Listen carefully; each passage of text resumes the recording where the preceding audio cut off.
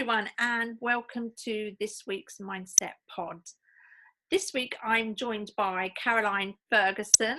I've known Caroline for a few years online. I think we've only ever met once in person that I can think of, but Caroline and I both used to do a lot of blogging around mindset about the same time, and so I think had that connection there, and so she's someone that's been on my radar for a long time. And I think Caroline now has more and more speciality in working with people that are highly sensitive, and her knowledge is incredible. So Caroline, is that how you would introduce yourself to other people? Is that what you would say about yourself? Yes, I would normally sort of start off just by saying I'm a mindset trainer and cognitive behavioural hypnotherapist. So I'm therapy trained, but I now work more as a trainer with the majority are women entrepreneurs or entrepreneurial women, which includes executives as well. And yes, more and more I'm kind of finding that my passion is pulling me towards working with the people who are called HSPs, highly sensitive persons, which is a genetic characteristic that's shared by about 1 in 6 of the population. About 20% of the population is deemed to be highly sensitive. And I'm finding more and more that because I'm an HSP, I'm kind of drawn to work with them. So yes, so that's a good introduction. Yeah. Great stuff. Good. Can you unpack a bit more about what an HSP, a highly sensitive person, is, or how that somebody might recognize if it's them? Yes. Well, once you've kind of heard or read the description, you kind of know instinctively whether that's you or whether you're the parent or partner or teacher or employer, manager of somebody who's highly sensitive. So there are 4 particular characteristics. It's a trait that was originally defined in the 1990s by a clinical research psychologist called Dr. Elaine Aron. And she's the guru in our world. But since then, her research has been replicated numerous times. And she was the person that first identified, well, not identified this trait because it had been known, but it was always known as a little bit of a negative thing. Oh, somebody is very sensitive or reactive or, that sort of thing, emotional. So in the West, we tend to have looked at sensitivity as as not a particularly positive, not a particularly cool thing to be. Whereas in the East, being reflective and responsive and sensitive and intuitive is actually seen as a positive thing. So we are slightly in different places, East and West. Yeah. They value sensitivity much more.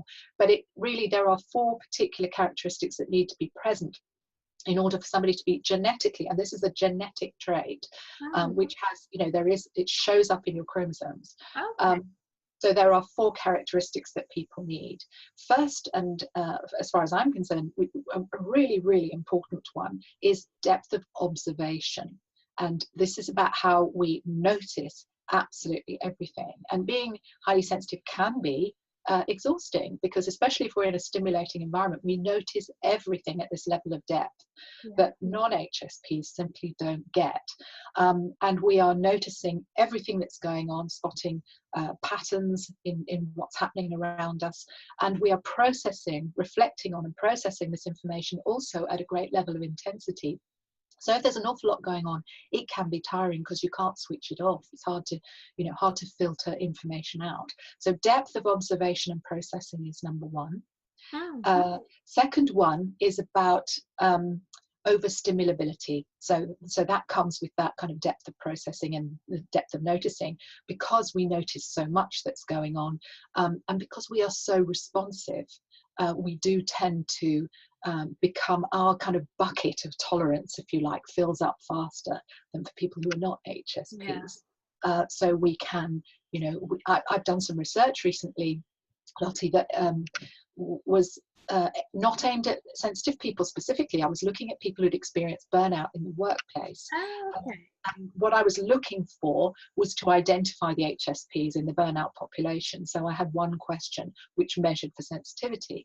And I found that 39 to 40% of the people who took my survey, about 200 people who took my survey who had experienced burnout in the workplace, turned out to be highly sensitive. And that is twice the level at which they present in the general population. Yeah. Which implies that highly sensitive person is twice as likely to burn out in the workplace as a non-highly sensitive person, because the average workplace is so overstimulating. You know, these open plan workplaces now, you can't get away from the noise and the Oh yeah. interaction and the busyness. And if you're trying to manage all of that and process all of that all day, every day, it becomes exhausting. So overstimulability is the second characteristic. The third characteristic is emotional responsiveness. You know, I'm a great crybaby, and I'm no longer ashamed of that. I get moved easily, and you know, if I'm talking to somebody who is emotional, I get emotional. I kind of feel that we have this empathic ability to connect with others and feel what they're feeling. But I feel my own emotions very, you know, very deeply and strongly and quickly. It's very quick. So I no longer feel I need to apologize for that. I'll explain it to people. I'll say, look, I might have a little cry here, but it doesn't matter. It'll pass quickly. It's fine. So emotional responsiveness. And then the last one is about sensory sensitivity. So, you know, just things like our ability to touch and smell and taste tend to be heightened. And alongside that, there's also this kind of subtleties. We pick up on subtleties around us much more than people who are less sensitive or not HSP. So as a result of spotting those patterns and being good at noticing and observation and processing, we tend to see what's happening, you know, see problems approaching before other people do. And also we've got very rich imaginations and this rich inner world and great creativity. So we're good at coming up with solutions. And these are, you know, some of the superpowers of sensitivity. I did a TEDx talk on it in November, and I talk about these superpowers, you know, empathy, intuition, creativity, imagination, depth of observation. These are amazing characteristics, and that is my mission, is to help sensitive people to accept who they are and to be able to manage the downsides, you know, the tears and the overwhelm, which is how people tend to think of us, as these, you know, drama queens. That we just need recovery time. We need to understand our trait and build in recovery time, and then we can use our gifts. Yeah. So do you support people to do that, Caroline? Is that something that you do? Yes, I do, to an extent. I don't tend to work with the most highly sensitive people. There are Facebook groups, you know, that support incredibly highly sensitive people, and I actually can't hang out in them too long because they are full of people who are overwhelmed. Whereas the thing that I'm in love with is human potential. So I love working with highly sensitive people who know they were born for something more, you know, who want to magnify their impact, and they either know what that impact is and they're not able to get there, or they don't know what that impact is and they need to explore it. And that's who I love working with, is those people who've got high potential and who want to know they were born for something more and who want to make an impact, but who've got some belief that's getting in the way. You know, it might be a not good enough, it might be an imposter syndrome, it might be an experience that they can't get past, it might be they've put a ceiling on their own capabilities. So it's really, that's what I then do, is go in there, and we have this instant rapport because, you know, we share that characteristic of sensitivity, and I understand what it's like for them to be trying to expand and trying to grow in a world that can be overwhelming. I would imagine there must be so many people actually that have this trait, that if they've grown up unaware that that's what it is, have had quite a rough time. Yeah. You know, with people either judging them, yes, or trying to change their behaviours and so on. Absolutely. Yes. Must be very challenging. Children, highly sensitive children, get bullied quite a lot. You know, they become introverted, they become withdrawn, they become drama queens, and this often happens with boys, because it's a characteristic that's found equally in men and women. Boys are encouraged not to be sensitive, so they put a lid on it, and that causes all sorts of problems in later life, you know, where there's this sort of inner sensitive person that hasn't ever been allowed expression and has always been told that it's wrong. You know, boys will cry. So it can be really tricky for children and for young adults growing up, and an awful lot of people who don't understand HSP as a gift really see it as a burden.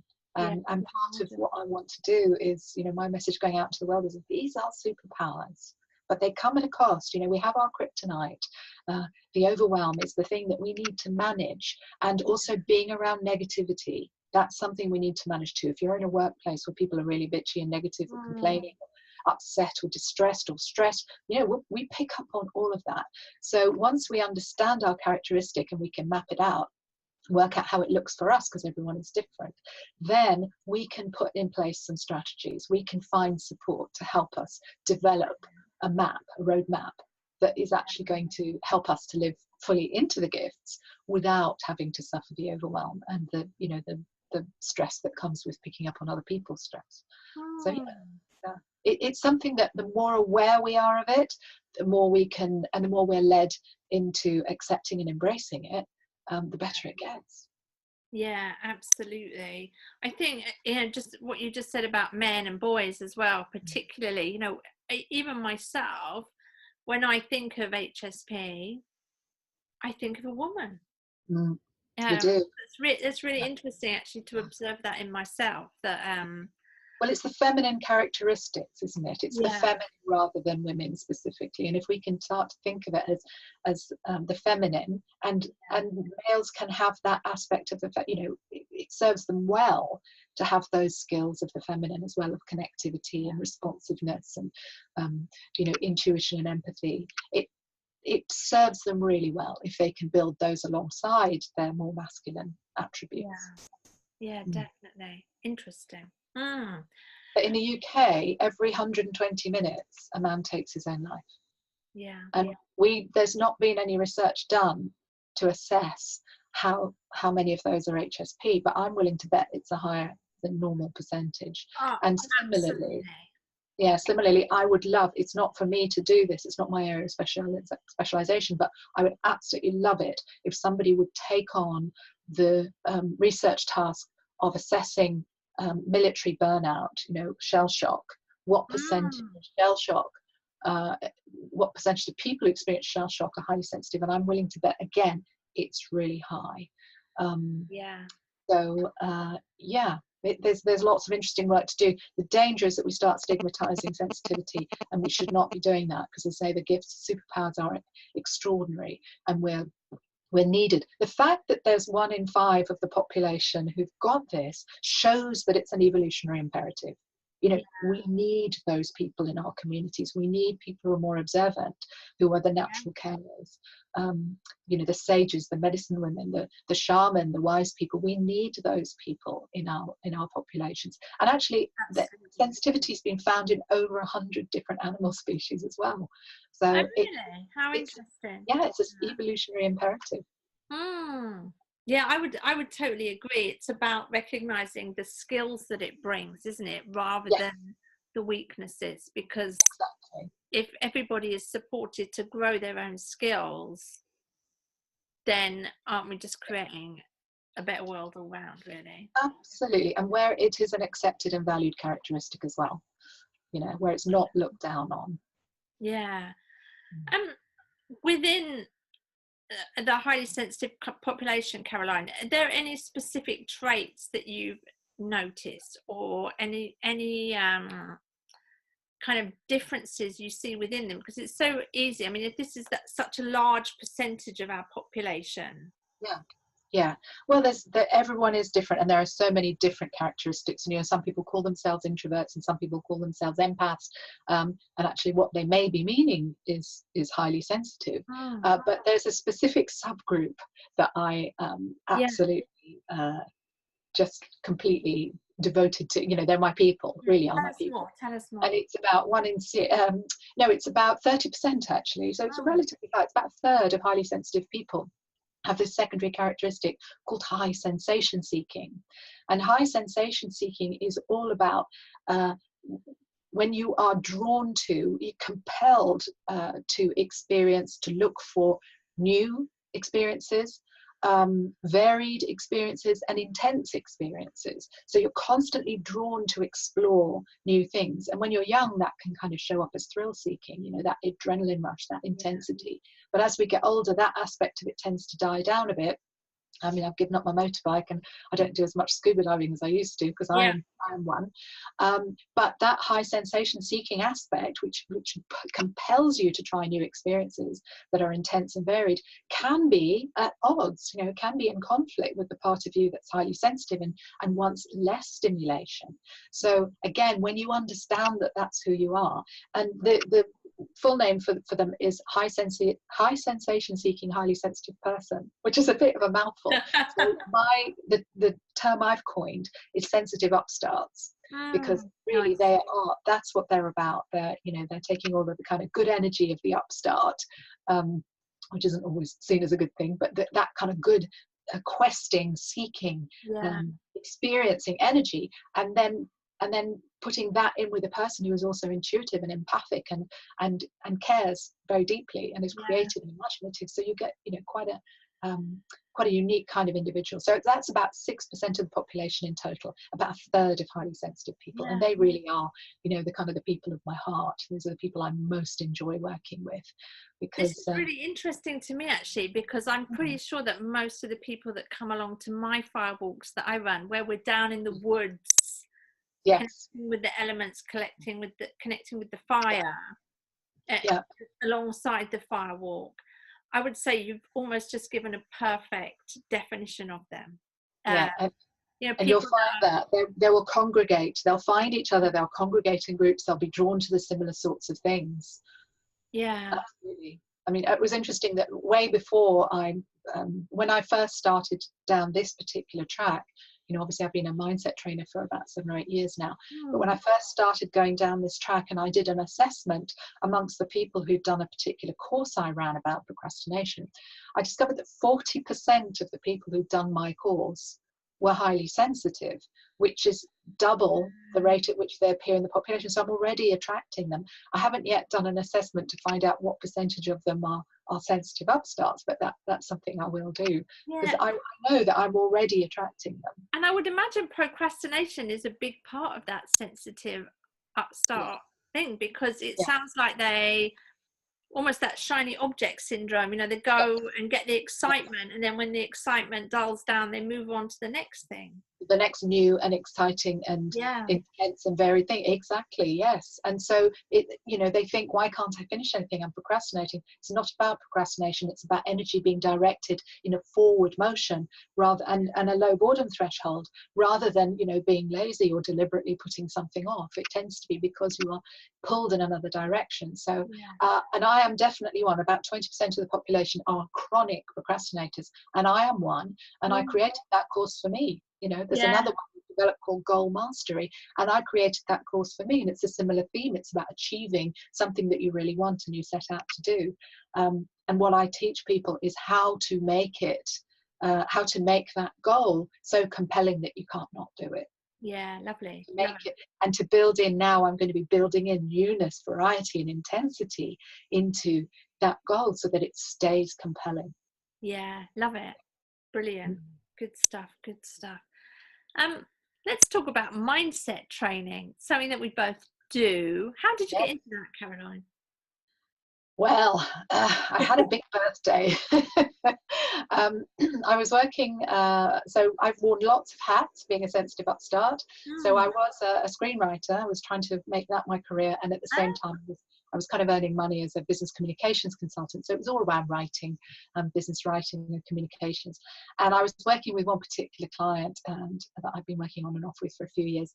And I got to the third time. I was doing leadership communications around change.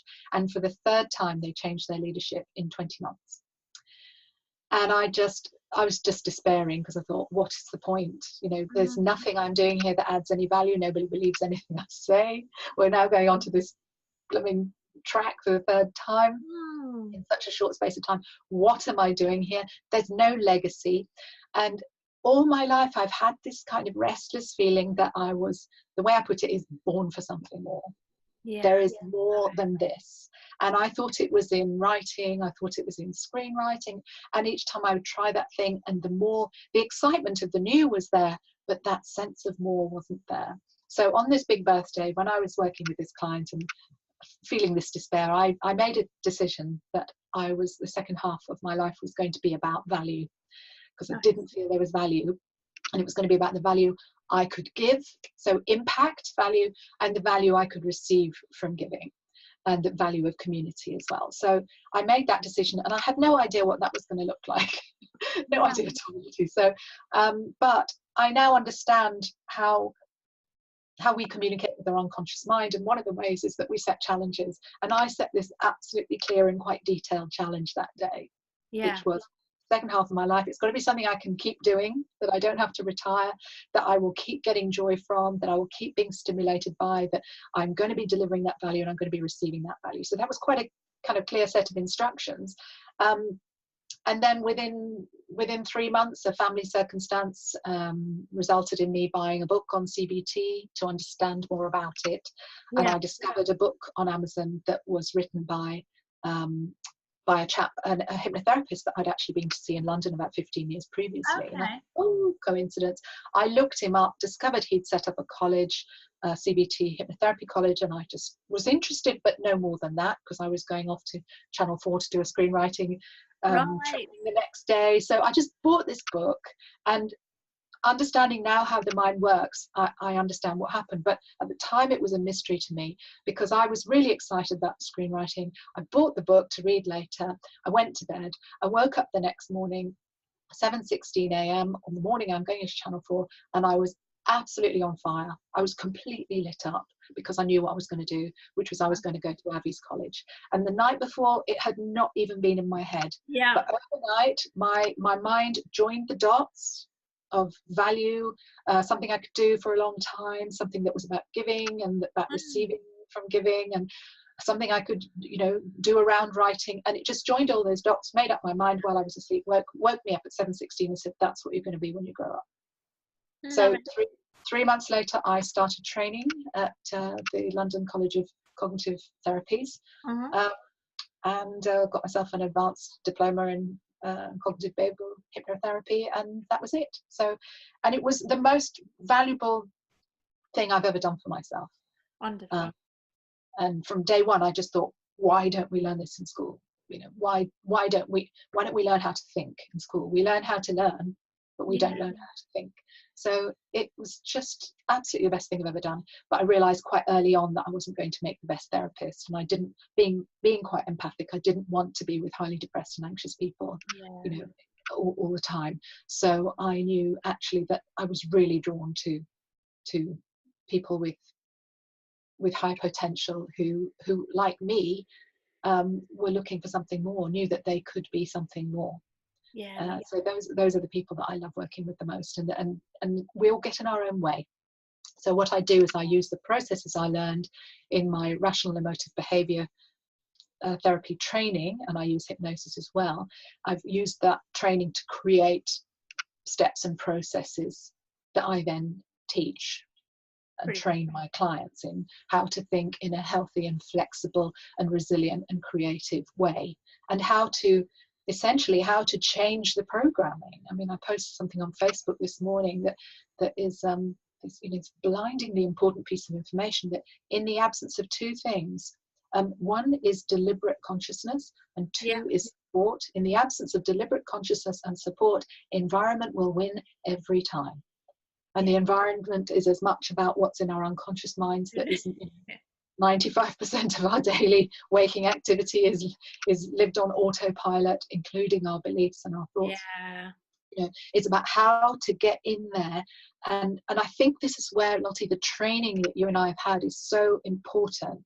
Because when you go and do a weekend hypnotherapy course, or a 6-week coaching course, or a CBT program that you've bought on on Groupon or something like that, it's great for understanding whether you've got an interest in that topic.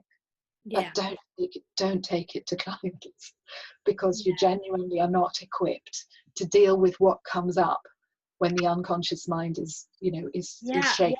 What's going to fall out. You need that training to understand how to deal with ab reactions, and how to deal with what might be stirred up in the unconscious mind, some of those beliefs that might be stirred up from a long time ago.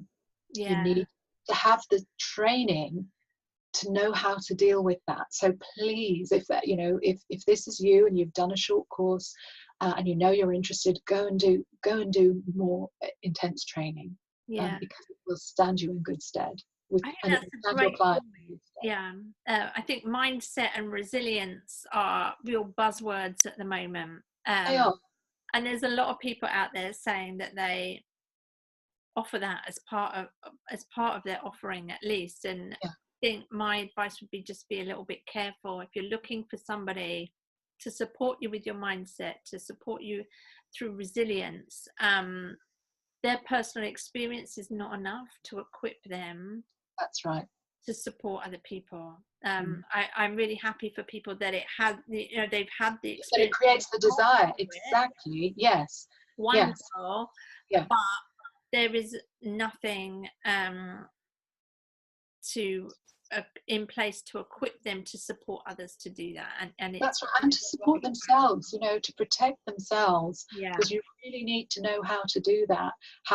You need to grow that extra skin, and it's all, it's great to be empathic and to be able to feel or imagine that you feel some of what your client is feeling, but you need that extra skin to protect you. You need that level of objectivity. And if you've just had this life-changing experience with a therapist or a coach and you want to go out and deliver that, you haven't got that skin. You don't know how to be objective about protecting yourself and protecting your client. So go and do that training. yeah, brilliant. Yeah, good point. Caroline, if there's somebody watching or listening, depending on how they're connecting with this, that thinks, gosh, I think I might be a highly sensitive person and I'd love some help to unpack this, where can they find you? Well, they can find me on Facebook as Caroline Ferguson Mindset Trainer. That's probably a good way to get hold of me. They can also find my website, which is not, my website hasn't yet been rewritten for this, and it is being rewritten at the moment. At the moment, it's purely on mindset training with a little bit of sensitivity, but it's going to be going more down that direction. So they can get in touch with me. It's carolineferguson.com. But probably, just reach out to me on Facebook is probably the best way. I check that bucket of messaging every so often, so I'll find you. But if you'd like to have a chat about it, I'm delighted to, because you are full of potential. You're full of potential to be making this massive expanded impact. You just need to get past the stuff you're doing. What about one piece of advice? Maybe if there's somebody watching or listening and they're not quite ready to reach out, or they're thinking, have you got one pearl of wisdom that you could share? I do. There's a couple. If you've never come across the concept of highly sensitive person before, then go on to hsperson.com. That is Elaine Aron's website. She created this whole movement, if you like, and there's a self-test on there. So hsperson.com, go and do the self-test, and that will confirm whether you are or you aren't highly sensitive. I mean, just because you're not an HSP does not mean you're not sensitive. We're all on the sensitivity spectrum. It's just if you've got those 4 characteristics I mentioned about depth of observation, about emotional responsiveness, about sensory processing, about a tendency to overwhelm. If you've got all 4 of those, chances are you are an HSP. But there are all sorts of resources on hsperson.com. And also Elaine Aron has written a book, The Highly Sensitive Person, which is sort of the Bible, and it would be really helpful for you to have a look at that. But the second thing coming from me, I would say, and this is easier said than done, is to start getting curious about this characteristic of yours that may have caused you problems and pain in the past, but to get curious about it as a superpower. And to start accepting that something that you've perhaps in the past considered as a frailty is actually an amazing strength. So start getting curious about it, because the more curious you are, curiosity is the opposite of judgment. And instead of judging yourself for being hyper emotional, or too much of a soft touch, or all of those sorts of things that we tend to think of ourselves when we're not being particularly kind to ourselves about it, instead of that, it's starting to think, well, actually, these are real gifts. People are drawn to me because of these gifts. I'm able to help them because of these gifts. It makes me super creative. It makes me a great problem solver. Start to get curious about and to accept, and that leads to embracing. And once you're onto embracing, then you can really develop this superpower. Love it. Thanks so much for joining us today, Caroline. I could talk to you for hours, I think. It's a pleasure. Come on, I say that too. I'm so privileged that I get to talk to so many interesting people doing this. Well, it's been a complete privilege, and you're a great interviewer, and it's it's really thank nice you. to be talking to someone where I know that you get this, and you've got lots of similar ideas about it. For anybody that's watching on the website, we'll put a link to Caroline's website and Facebook page. I think it'll probably be up there rather than down there, kind of idea. So you can find her nice and easily. But I hope you've found this an interesting topic to unpack and find out a little bit more about. Do let us know your thoughts. But right now, bye for now. Bye. Thank you. Thanks, Lottie.